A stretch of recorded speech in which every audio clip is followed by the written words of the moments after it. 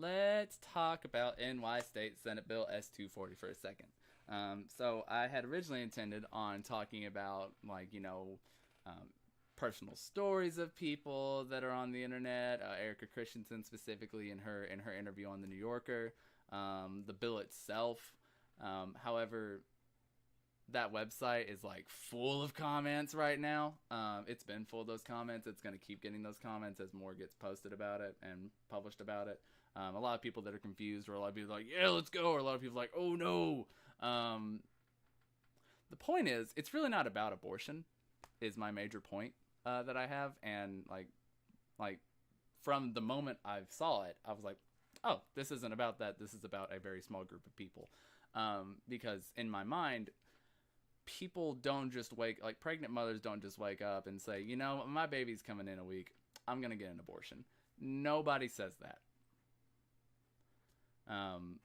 And if they do, there's probably something we don't understand enough about mental health in this country yet. So then maybe there's something to dive into there and figure out why they're doing that. If every single woman who gets an abortion in the third trimester or very late term abortion has a mental problem, then maybe there's something to look into there. I highly doubt that, though. Most of these cases are very special in a sense that we have no way of predicting the future, and sometimes things something just comes out of left field and hits you, whether it be financial, physical, emotional, relationships and everything affect this stuff. I'm looking at you, bad dads. Just anything and everything can affect this. And it shouldn't be something that, if it happens right here, it shouldn't be something that is seen as criminal. In general, being anywhere in weeks of gestation, being within gestation and having to terminate your pregnancy, I don't think anyone is happy about. I don't think anybody on either side is excited. Rather, nobody on either side should be excited for an abortion.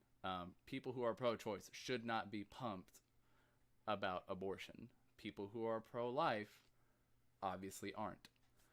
But nobody is excited to have this procedure. I'm a man. I couldn't really tell you that I'm not excited for it. I know if I was a woman, I would not want to have to have an abortion. Because that implies a lot of other things.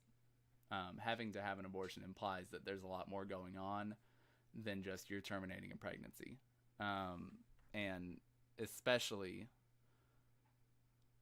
at this point right here. We'll even go to 16 to 17.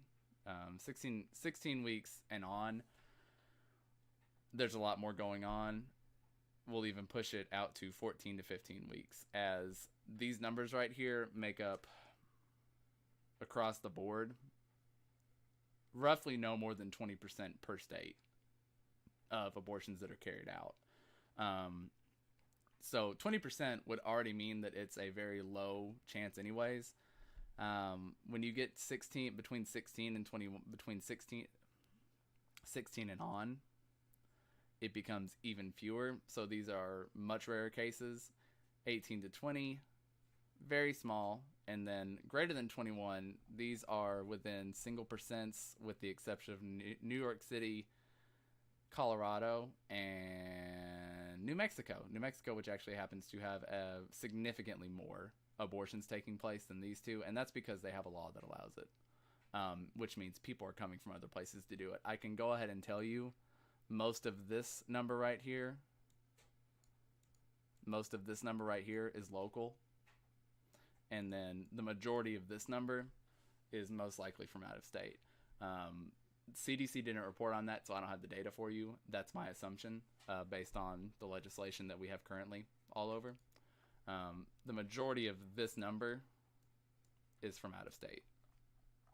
And then probably for New York City and Colorado too, because New York City is still pretty loose on it. They're much more liberal on it now, so that's fine. All that's going to do is going to make it where this number probably goes down and this number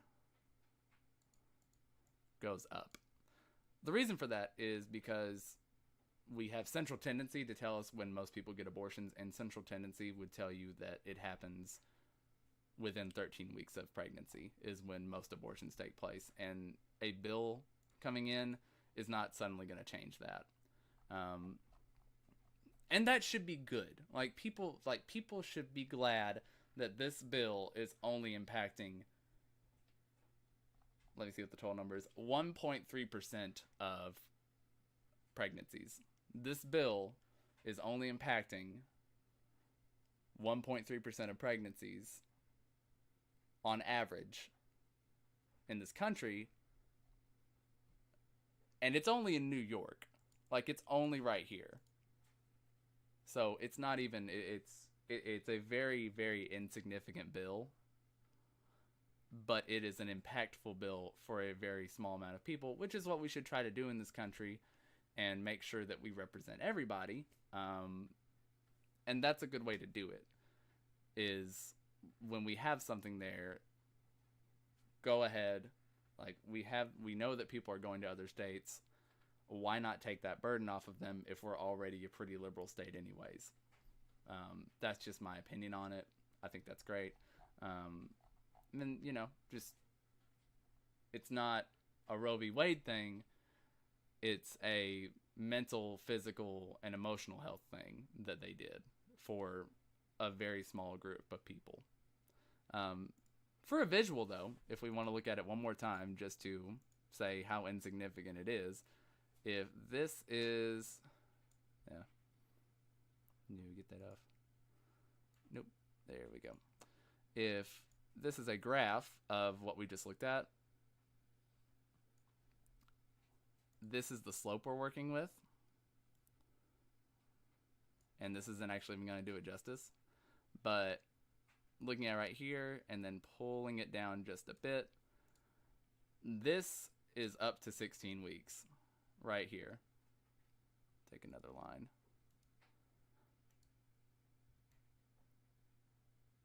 This is the majority of your abortions that are taking place, and right here and on is where abortions are taking place that are affected by this bill. And it is doubtful that any kind of legislation is going to change that. The issue, as I said, is not with this portion right here. The issue that people are talking about isn't really with this right here. It's with abortion in general, and that's a completely different discussion and has nothing to do with this bill. So, in conclusion, this bill was drastically insignificant compared to the actual conversation on abortion, and it's only really addressing a small group of people. And if anybody wants to continue to have the conversation on abortion, then they should look at legislation, and not look at the judicial system. They need to take a very strong look at who they have representing them in Washington. If anyone truly has an issue with that, or if they're just wanting to yell about it, that's fine. But if anybody really has an issue with these numbers, anything right here, then it should be something at a legislative level. People should vote, and we should ask our legislators to actually make decisions on things. That's the major point. It's not going to get overturned in the court system, but legitimate legislation will actually do something about it.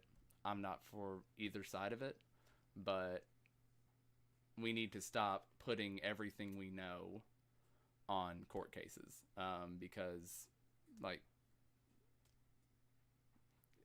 it's not legislation.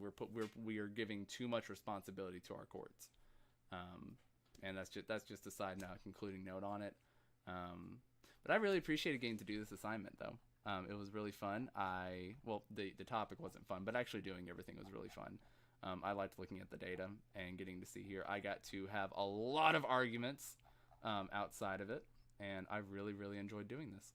So thank you, Professor Denson. I hope you have a wonderful day, and I hope I get an A. Thank you so much.